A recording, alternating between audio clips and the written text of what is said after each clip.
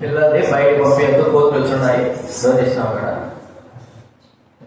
Door ఇస్తారు. పిల్లలు బయట పంపేందుకు కోతులు పెద్ద కోతులు వచ్చున్నాయి. తర్వాత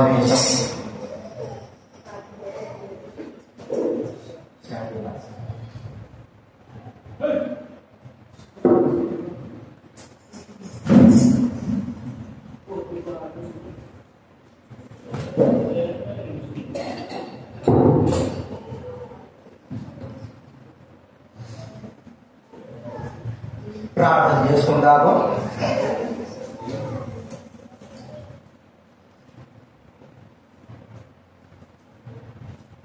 బయట వస్తుందా?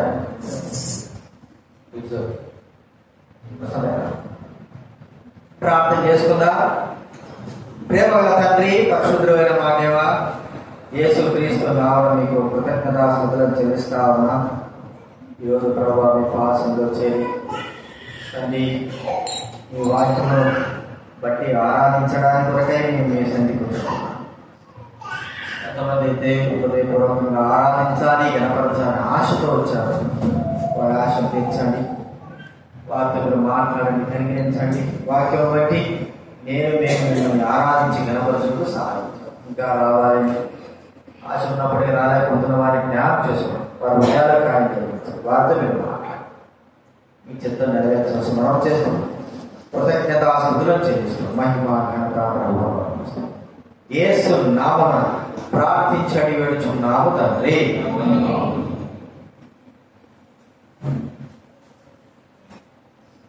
దైవ గ్రంథంలో నుండి కొన్ని వాక్యాలు మనం చూసుకుంటా. ఆరాధన కొరకు ఆరాధనలో ప్రవేశం కొరకు కీర్తన గ్రంథం 99వ కీర్తన.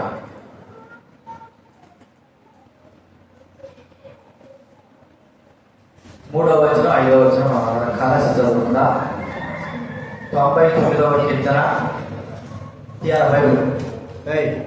నువ్వు మాట్లాడి లేరా లేరా పెట్టు లే పైకి లేయి పైకి మాట్లాడేందుకు సార్ ఉండాలి.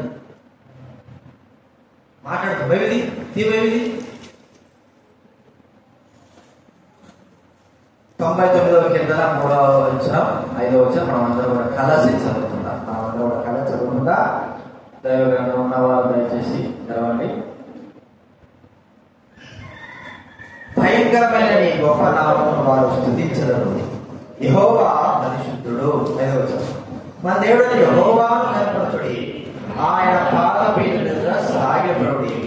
ఆయన పరిశుద్ధుడు. దేవుడు పరిశుద్ధుడు. ఆయన పరిశుద్ధతను గత దినాల నుంచి ఈ సంవత్సరం అంతా కూడా ధ్యానిస్తూనే ఉన్నాం. ఎంత పరిశుద్ధత అనేది మనము ఈ సంవత్సరమే కాదు కానీ ఎన్ని సంవత్సరాలు ధ్యానించినప్పటికీ దైవ గ్రంథంలో ఆ మాట మనము పూర్తి చేయాలి. ఇంకో మాట చదువుకుందాం. లేవియాకాండం 20వ అధ్యాయం. 20వ అధ్యాయము లేవియాకాండం 20వ అధ్యాయము 8వ వచనం 26వ వచనం ఈ 2 వచనాలు కలిసి చదువుకుందాం. లేవియాకాండం 8వ అధ్యాయం 20వ అధ్యాయము 8వ వచనం 26వ వచనం. లేవియాకాండం 20వ అధ్యాయం 8వ వచనం చదువుకుందాం. మీరు నా కట్టడలను ఆచరించి వాటిని అనుసరింపవలను.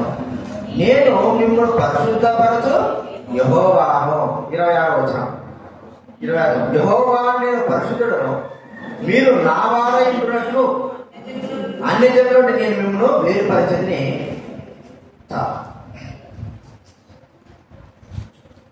ఇక్కడ దేవుడి యొక్క పరిశుద్ధత గురించి ఇశ్రాయేలుకు దేవుడు వివరిస్తున్నటువంటి మాట మనం చూస్తా ఉన్నాం. పరిశుద్ధత ఏమన్నాడు?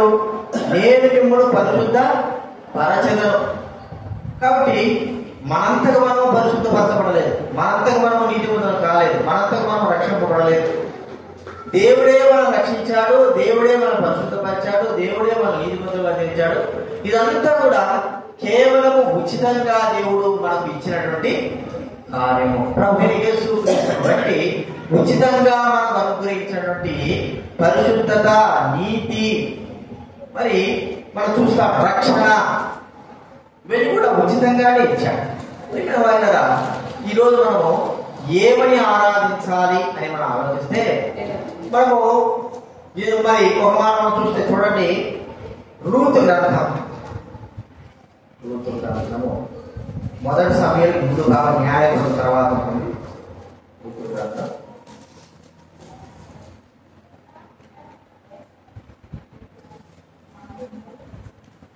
2వ అధ్యాయం 10వ వచనం. రూతు గ్రంథం 2వ అధ్యాయం 10వ వచనం. రూతు గారు అందుకు ఆమె సాగిలపడి తలవంతుకొని ఏమి తెలిసి పరదేశినైన నాయకుడు లక్ష్యముచ్చినట్లు నీకు కటాక్షము కలిగెనో అని చెప్పగా రూతు బోయాజుతో చెబుతున్న మాట సాగిలపడి ఏముంటుందంటే, ఏమి తెలిసి, నా గురించి ఏం తెలుసు, మరి ఏమి తెలిసి పరదేశినైనటువంటి నా విషయమై నీవు కటాక్షం చూపినావు, లక్ష్యం ఇచ్చినావు, కటాక్షం కలిగింది నీ పట్ల నాకు కటాక్షం, నా విషయమే కటాక్షం కలిగింది. ఏమి తెలిసి, నా జీవితం ఏమి తెలిసి, నా కుటుంబం ఏమిటి, నా పరిస్థితి ఏమిటి, నా వంశం ఏమిటి. వాళ్ళరా రూతు మోయాబు దేశానికి చెందినటువంటి స్త్రీ, మోయాబు దేశంలో జన్మించినటువంటి మోయాబీయుల. మరి రూతు దేవుని యొక్క యెరూషలేము స్థానంలోకి వచ్చింది. దేవుని మందిరంలోకి రావడమే కాకుండా ఆమె యొక్క జీవిత చరిత్ర మనం గుర్తిస్తే యేసు ప్రభు యొక్క వంశావళి యొక్క జీవిత చరిత్రలో ఆమె యొక్క పేరు రాయడం అనేది గొప్ప విషయం. ఇక్కడ మనం ఆలోచించిన విధంగా ఆలోచిస్తే రూతు బోయజు చెప్తున్న మాట, ఏమి తెలిసి పరదేశైన ఎందుకు కటాక్షం ఉంచినావు. ఆ రూతు యొక్క స్థానంలో మనం ఉండగలిగితే, మనల్ని దేవుడు ఏమి తెలిసి మన విషయమై ఆయన కటాక్షము, కరుణ, జాలి, దయ చూపినాడు. ఏమి తెలిసి చూపినాడు అని మనం ఆలోచిస్తే, మన బలమును బట్టియా, లేకపోతే మన డబ్బును బట్టియా, లేకపోతే మన తెలివిని బట్టా, లేకపోతే లోకంలో ఉన్నటువంటి మనకు పలుకుబడి బట్టా, అలా కాకపోతే లోకంలో ఉన్నటువంటి మనకు ఉద్యోగాన్ని బట్టా, ఏమి తెలిసి దేవుడు మనల్ని రక్షించడమే కాకుండా, పరిశుద్ధపరచడమే కాకుండా, నీతిమంతులుగా తీర్చడమే కాకుండా, తన స్వజనులుగా తీర్చడమే కాకుండా ఇంకా ఎన్నో ఎన్నో మనకు ఇవన్నీ కూడా ఉచితంగా అనుగ్రహించిన ఆ ప్రభువును మనము, ఆ ప్రభు యొక్క కనికరత్వాన్ని, పరిశుద్ధతలో ఒకసారి గుర్తించుకుని మనము ఆరాధనలో ప్రవేశిద్దాం. మొట్టమొదటిగా రూతు విషయమై గమనిస్తే, రూతు ఏ విషయమై మనం ఆలోచిస్తే ఆమె దేశం, ఏ దేశం అంటే ఆమె దేశము మోయాబు దేశము. మోయాబు దేశం, ఆ దేశంలో ఉన్నటువంటి స్త్రీ ఆ దేశంలోకి ఇశ్రాయేలు పోకూడదు, అంటే పోవడానికి ఇష్టపడరు. చూడండి, ఈ మాట మనం ఆలోచించగలిగితే ద్వితీయోపదేశకాండం 23వ అధ్యాయం, ద్వితీయోపదేశకాండం 23వ అధ్యాయం 3వ వచనం చదవండి ఎవరైనా. మోయాబీయుడే గాని యెహోవా సమాజంలో చేరకూడదు, వారిలో 10వ తరం వారిని ఎన్నడూ యెహోవా సమాజంలో చేరకూడదు. మోయాబీయుడు, మోయాబు ఒక వ్యక్తి, అతని యొక్క దేశం. ప్రియమైన వాళ్ళరా, ఇశ్రాయేలీయులు అసహించుకునేటువంటి దేశ వంశం ఏమిటంటే మోయాబు దేశ వంశం. ఇది ఎలాగా సంక్రమించిందంటే, లోతు తన కుమార్తెల విషయమై జరిగినటువంటి కార్యము బట్టి లోతు పుట్టినటువంటి వారు మోయాబీయులు. మరి వారి యొక్క దేశం అలాంటి అక్రమ సంతానం, ఆ దేశం అలాంటి.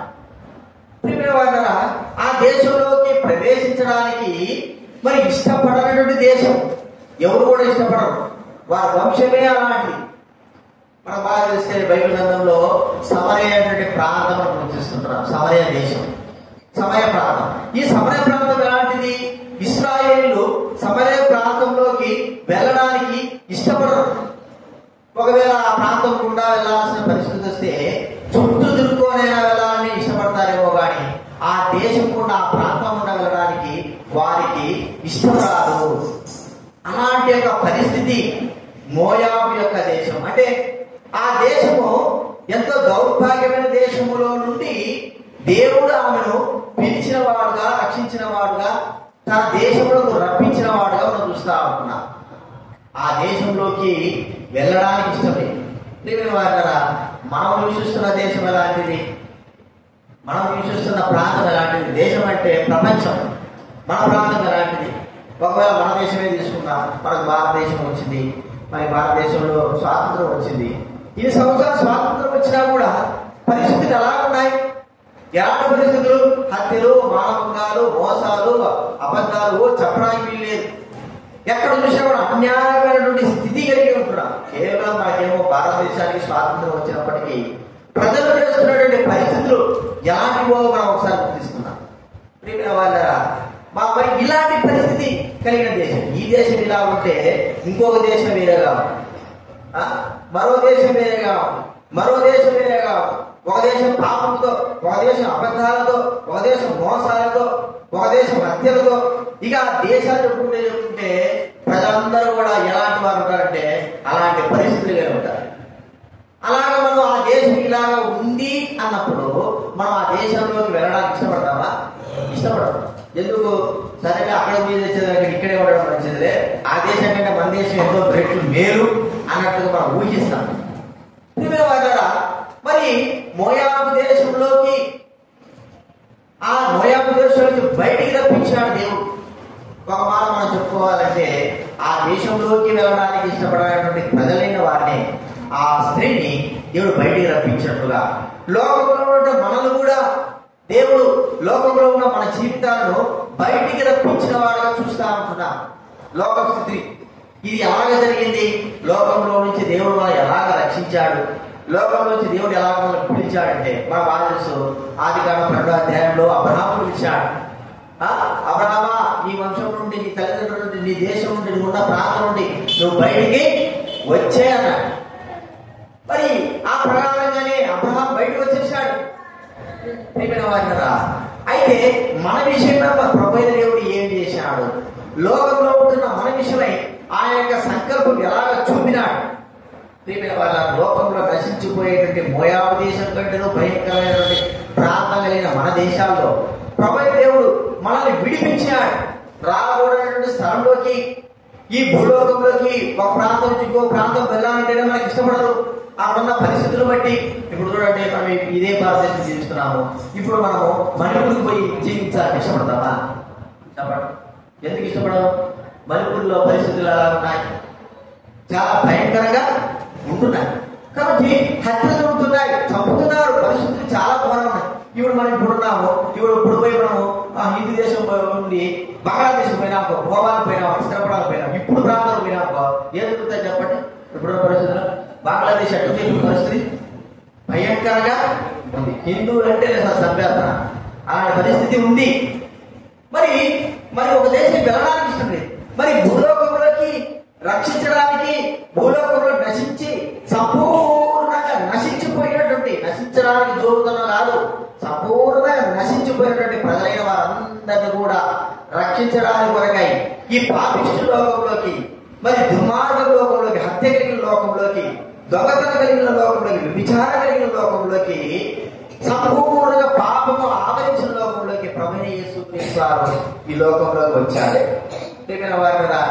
ఆయన రావడము మనందరికీ లోకం నుండి, పాపం నుండి విడుదల కలిగించి తన యొక్క స్వరక్తము చేత మనందరినీ క్షమించి తన బిడ్డలుగా చేసుకోవడము, తన స్వార్థంగా చేసుకోవడము, పరిశుద్ధులుగా మనం చేయడము, ప్రియమైన వాళ్ళ తన బిడ్డలుగా చేయడం అనేది మనం ఒకసారి గుర్తించాలి.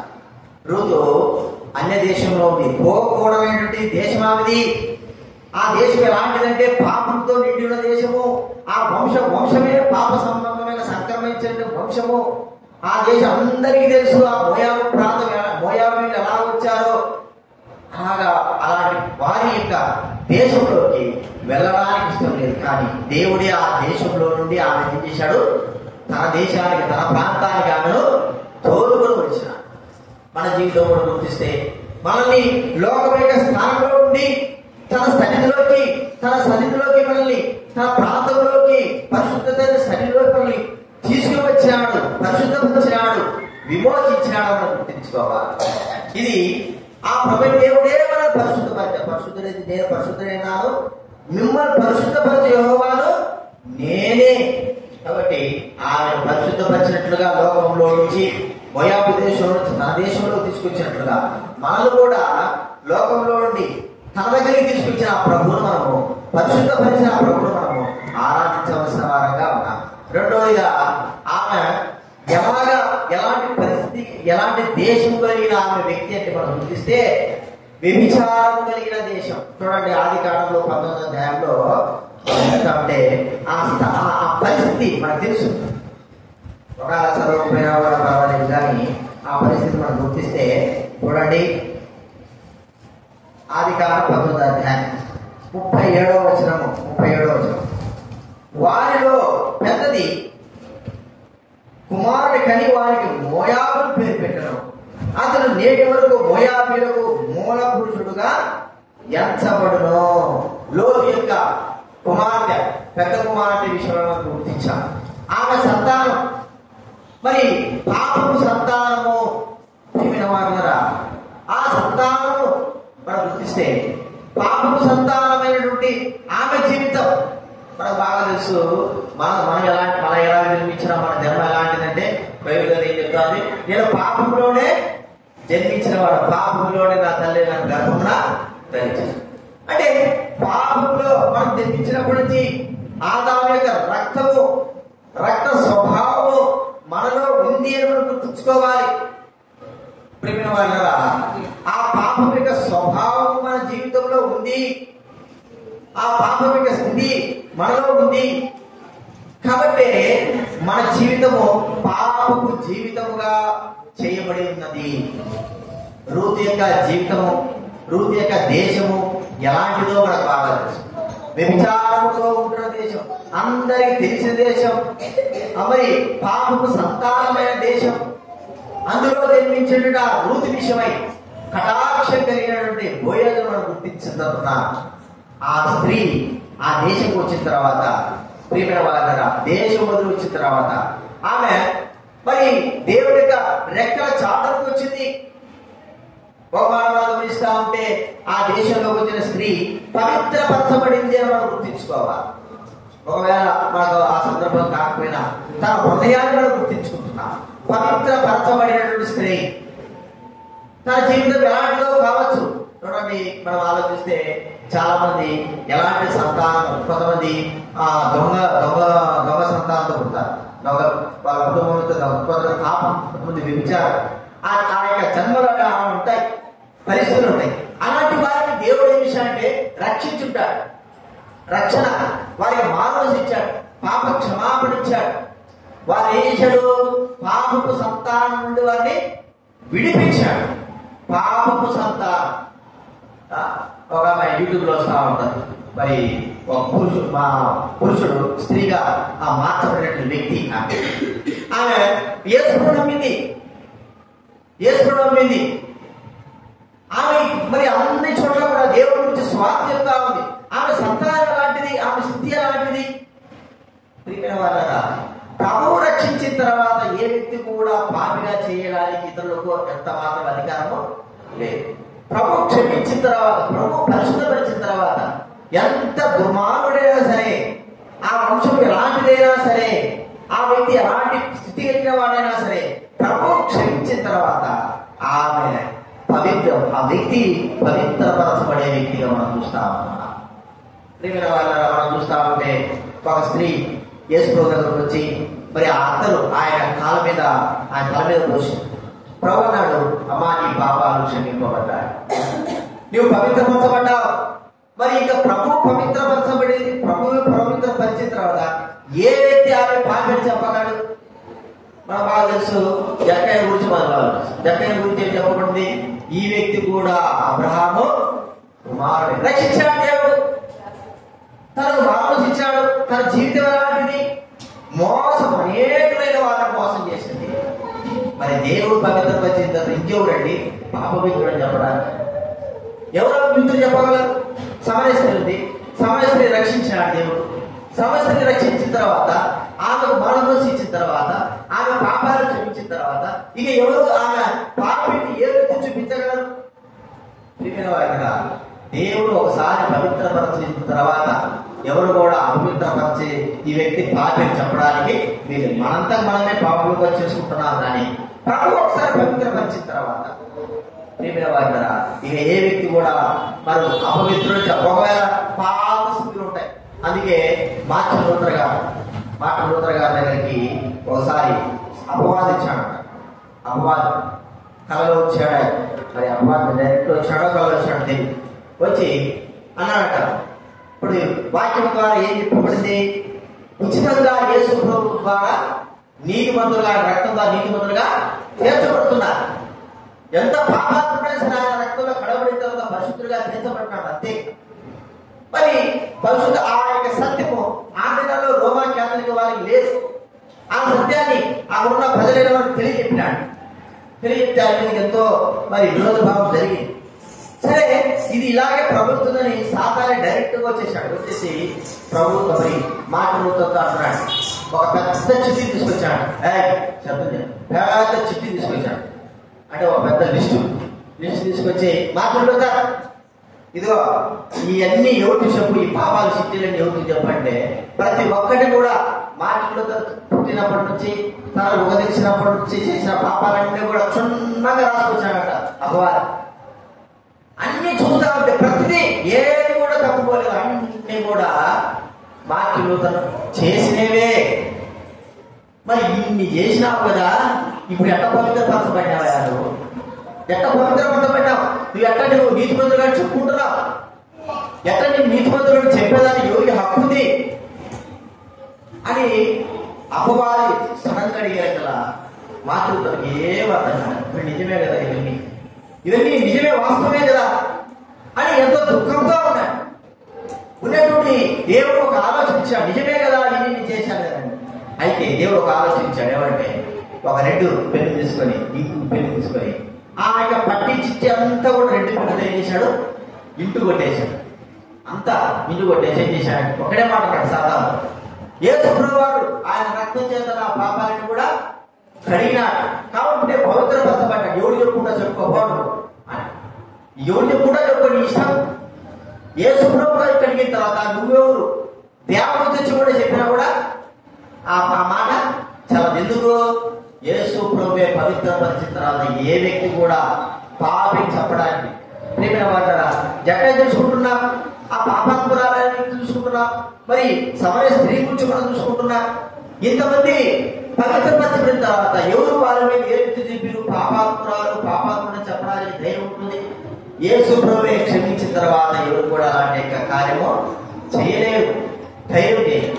కాబట్టి రెండవదిగా మనం చూస్తా ఉంటే మరి ఆమె పాపాత్మురాలుగా ఆమె తన పాపం నుండి ఏం చేసింది అంటే వ్యభిచార సంబంధమైన స్త్రీ ఆ కుటుంబ ఆ జీవితమే. ఇప్పుడు మోయాబురాలైన స్త్రీ రూతు పాపాత్మురాలు కాదు కూడా ఆమె దేవుడి సన్నిధిలోకి వచ్చేసింది, పవిత్రపరచబడింది. మన జీవితం కూడా ప్రభువైన యేసుక్రీస్తు వారు అంతకంటే గొప్పగా చేశాడు. ఆయన తన స్వరక్తం ఇచ్చి మనం అన్నాడు. తన స్వరక్తం చేత మన పాపాలన్నింటినీ కూడా పవిత్రపరిచాడు. ఆయన రక్తం చేత మన నీతిమంతులుగా తీర్చాడు. ఆయన రక్తం వల్ల మన విశ్వాసం నిలుచుకుంటున్నాం. కాబట్టి మనం గుర్తించుకోవాలా, నిజముగా మరి ఆ యేసు రక్తం చేత కాబట్టి మనందరూ కూడా పరిశుద్ధంగా తీర్చబడ్డానికి ఎవరు కూడా మనల్ని పాపపు సంతానం చెప్పడానికి లేదు. ఇప్పుడు మన పాపపు సంతానం అర్థం ఏంటంటే ముందు ఏ సంతానం? మీ తండ్రి యొక్క అపవాది సంబంధులు. ఇప్పుడు మీరు దేవుని సంబంధులము అనేది మనం గుర్తించున్నాం. మూడోది మనం చూస్తామంటే ఈ యొక్క మోయాబు దేశం యొక్క పరిస్థితి ఏంటంటే దేవుడి కంటే గొప్పవారు. మరి ఆ ప్రజలు మేము దేవుడి కంటే గొప్పవారము, దేవుడి కంటే విరోధంగా వాడు హెచ్చించుకునేవారు. చూడండి ఈర్మ్యా గ్రంథం 48వ అధ్యాయం. ఈర్మ్యా గ్రంథం 48వ అధ్యాయం 42వ వచనం చదువుతారట. 48, 42.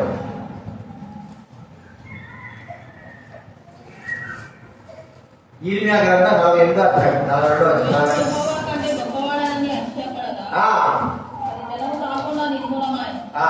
ఏనండి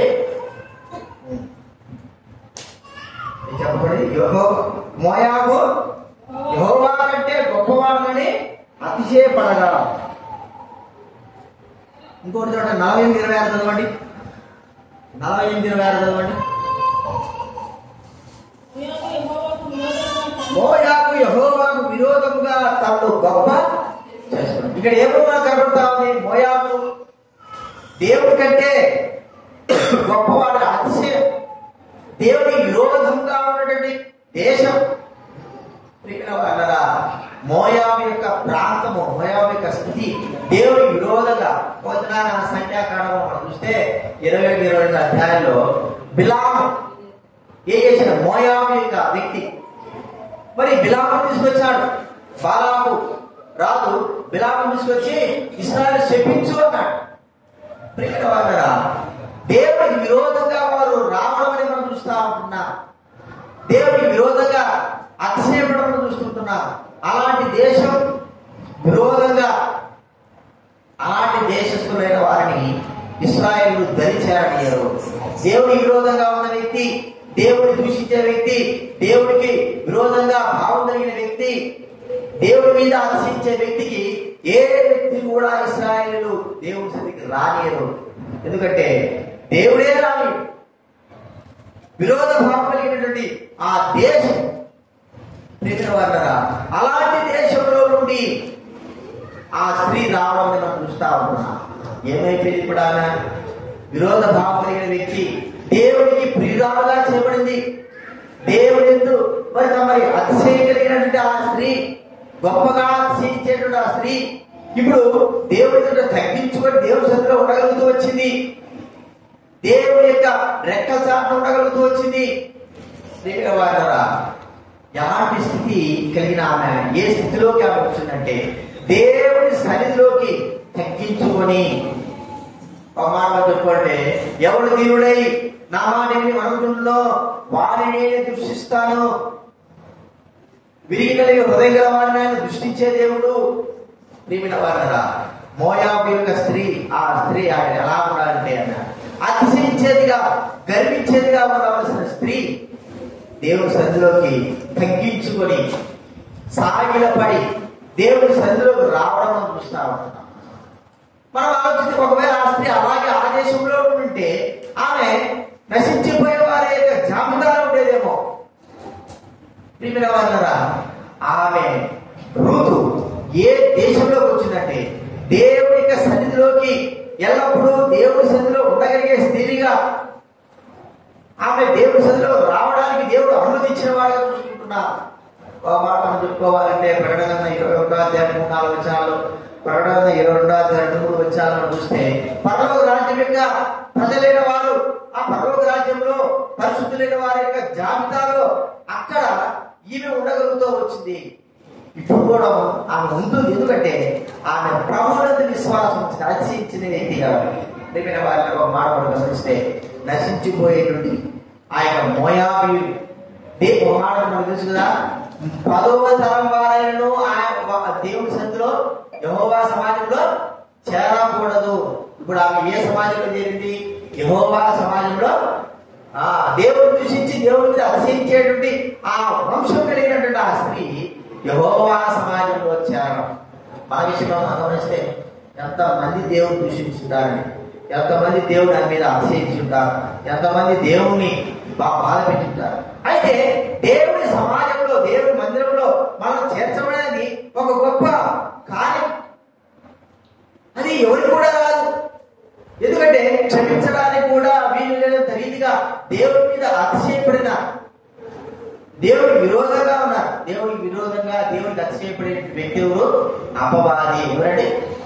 అపవాది. అపవాది అలాంటి వ్యక్తి మరి త్రోసివేయబడినట్టుగా మనం కూడా త్రోసివేయబడాలి. అయితే అందుకే మనల్ని ఆయన దరి చేర్చడం అనేది మనం గుర్తిస్తున్నాం. తన సన్నిధిలో మనం చేర్చమని గుర్తిస్తూ ఉంటున్నాం. అది మనం గుర్తించుకోవాలి. రూతుగా గొప్ప భాగ్యం దొరికింది. ఒకవేళ ఓర్పవలే ఆమె వెళ్ళిపోయి ఉంటే ఆమె జీవితంలో ఆమె పేరు వ్రాయబడేది కాదు. ఒకవేళ పరలోక రాజ్యంలో ఉండేది కాదు. ప్రియమైన వాళ్ళారా, ఆమె దేవుని సన్నిధిలోకి రావడం గుర్తిస్తుంటున్నాం. అతిశయించి గర్వించేట ఆమె జీవితము దేవుని సన్నిధిలోకి దీనత్వం కలిగిన వ్యక్తిగా రావడం, దేవుని సన్నిధిలో సదాకాలం ఉండే ఆధిక్యత ఆమెకు కలిగినదిగా మనం చూసుకుంటున్నాం. మన జీవితం కూడా అలాంటిదే. దూషించి నాశించి అవమానాలను గుర్తిస్తే యేసుక్రీస్తు శిలువలో చనిపోయేటప్పుడు మరి శిలువ మీద దొంగ ఇద్దరు కూడా ఏం చేశారు? ప్రభువును దూషించారు. ప్రభువును దూషించినప్పుడు ఆ శిలువ మీద దొంగ ప్రభువును దూషిస్తే ఒక దొంగ లూకా సువార్తలో తెలుసు, ప్రభువా నీ రాజ్యంతో వచ్చినప్పుడు జ్ఞాపకం చేసుకోవాలంటే దూషించిన వ్యక్తికి ఏం దొరికింది? కృప దొరికి దేవుని సన్నిధిలోకి తను ప్రవేశించగలుగుతూ వచ్చాడు. పరదేశంలో నేడు నీవు నాతో కూడా పరదేశంలో ముందుకు ఏ స్థానంలో ఉన్న వ్యక్తి ఎక్కడ ఉండాలా? దేవుడు దూషించున్నాడు ఎక్కడ ఉండాలా? సాతానిక స్థానంలోకి, అనగా ఎక్కడికి వెళ్ళాలి? నరకంలో పాతాళానికి వెళ్ళాలి. అయితే దేవుడు దూషించిన వాడు మరి క్షమాపణ కోరుకున్న వ్యక్తి ఎక్కడ ఉన్నాడు? ఇప్పుడు పరదేశంలో ఉన్నాడు. ప్రియమైన వాటారా, మనం ఒకసారి గుర్తిద్దాం, ఆలోచిద్దాం. మన జీవితం కూడా ఎలా ఉండేది? అతిశయించి గర్వించి దూషించినటువంటి మన జీవితాలను ప్రభువు తన సన్నిధిలో ఎల్లప్పుడూ ఉండేటట్టుగా చేశాడు. ఆయన సన్నిధిలో ఎల్లప్పుడూ మనం ఉండగలుగుతుంటున్నాం. ఇది మనకి ఇచ్చిన గొప్ప బాధ్యత. భూలోకంలో ఆయన మందిరము, పరలోకంలో ఆయన సన్నిధి, సదాకాలం ఆయనతో పాటు బాధ్యతను దేవుడు మనకు అనుగ్రహించినందుకు ప్రభువును మనం స్తుతించాలి. రూతు కంటే గొప్ప బాధ్యత మనకు అనుగ్రహించినాడు. ఆ విషయాలు గుర్తించుకుందాం. అంత మాత్రం కాదు, ఆ యొక్క స్త్రీ ఎలాంటిదంటే గర్వం, అహంకారం, పొగరు. చూడండి, ఆ ఈర్మ్యా గ్రంథం 48వ అధ్యాయం, ఈర్మ్యా గ్రంథం 48వ అధ్యాయము 29వ వచనం 30వ వచనం చదవండి.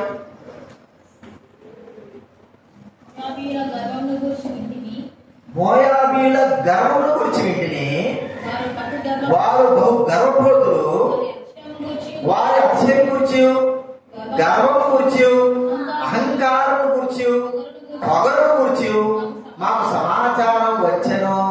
వారు తామసమును వంచరాని వారి ప్రగల్భమును నాకు తెలిసే ఉన్నవి. చేయతగని క్రియలు వారు బహుగా చేయుదురు. ఏంటంటే గర్వపోతులు అంట. గర్వం గురించి అతిశయం, అహంకారం, పొగరు, ఇలాంటి వ్యక్తులు వాటారా ఎలాంటి దౌర్భాగ్య స్థితిలో ఈ స్త్రీ ఉన్నది.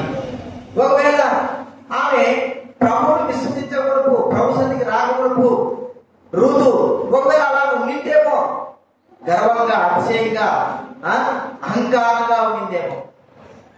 వాటారా దేవుడి సన్నిధిలోకి యెరూషలేముకి, బెత్లెహేముకి ఎప్పుడైతే ఆమె వచ్చిందో ఆమె రెక్కల చాటున నీడగా మరి ఆ తగ్గింపు కలిగిన వ్యక్తిగా, సమస్తము చంపబడిన వ్యక్తిగా, తన యొక్క అహంకార సంబంధం అంతా కూడా తీసివేయబడిన వ్యక్తిగా మనం చూస్తా ఉంటున్నాం. అలాంటి వ్యక్తి ఎలాగ మాత్రం మనకు బాగా తెలుసు. కొంతమంది ఎంతుంటారంటే దుర్మార్గంగా ప్రవర్తిస్తారు, భయంకర దుర్మార్గంగా ప్రవర్తిస్తారు. వారి దుర్మార్గానికి అవధులు ఉండవు. అలాంటి వ్యక్తులు ప్రభువును దర్శించిన తర్వాత వారు ఎంత దీనులైపోతారో మనకు తెలుసు. అపోస్తులైన పౌలు గురించి మనం బాగా ఎలా ఉన్నాడు? అపోస్తులైన పౌలు పట్టరావడము, జైలు వేయడం, యేసు ప్రభు పేరు తింటారు చంపడం, అంతటి మరి కఠినాత్ముడు మరి వ్యక్తి. నాకు ధర్మశాస్త్రం తెలుసు, దేవుడు ధర్మశాస్త్రం తెలుసు, నాకంతా తెలిసినాడని పాటించాలన్న వ్యక్తి ఏమైపోయాడు చెప్పండి? ప్రభువాడు 3 దినాలు ఉపవాసం ఉన్నాడు, అన్నం తినలేదు, నీళ్ళు తాగలేదు. ప్రియ వాళ్ళరా, కన్ను పోయినాయి. ఎంత స్థితిలోకి వెళ్ళిపోయినాడు. ఏమైపోయింది? తన గర్వమంతా కూడా ఏమైపోయింది? తన అతిశయంతో కూడా ఏమైపోయింది?